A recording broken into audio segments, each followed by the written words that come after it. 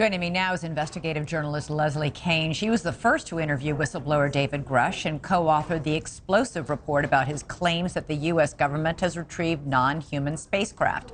She's also the New York Times best-selling author of UFOs, Generals, Pilots, and Government Officials Go on the Record.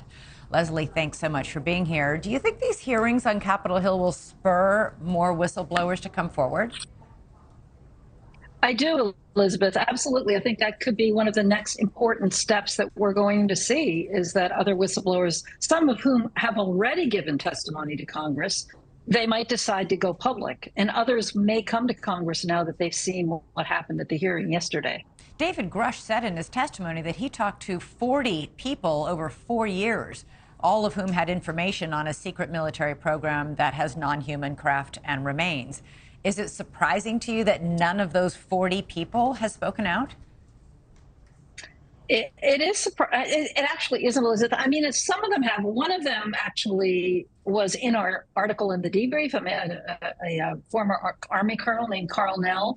I think maybe some of them have spoken out a little bit, and we just don't maybe put it all together. But it really isn't surprising because of the repercussions that people face. And Dave Grush is an example of that. He talked a little bit in the hearing yesterday about the repercussions that he's faced, which are very harmful to him, both personally and professionally for speaking out. So I think others have the same concerns and they've seen it happen to him. They want to wait and make sure it's safe for them to come forward and not have to face the same kinds of things that David Grush faced. Yeah, can you elaborate on that? I mean, he just said he had suffered a lot of severe consequences and repercussions. What were they? Well, he's not talking about them publicly, Elizabeth, because there's an ongoing investigation through the ICIG, the Intelligence Community Inspector General, and the Department of Defense Inspector General. So he doesn't want to jeopardize that investigation at all by giving the specifics of those repercussions and the retaliation he faced. I have seen a document that he provided off the record, which outlines a lot of what happened to him, and it is devastating and harmful and very much needs to be investigated. But he's just, until he decides to reveal the specifics of it, I'm not in a position to do that. You know, so many of his claims were so extraordinary that the U.S. government has this secret program, that the U.S. government has non-human craft and non-human remains, that people have been hurt who try to report this, and yet the actual details remain classified. I think a lot of people, Leslie, listened and watched the hearings. I know my own kids, said, I don't know what to make of it all. I totally understand that reaction.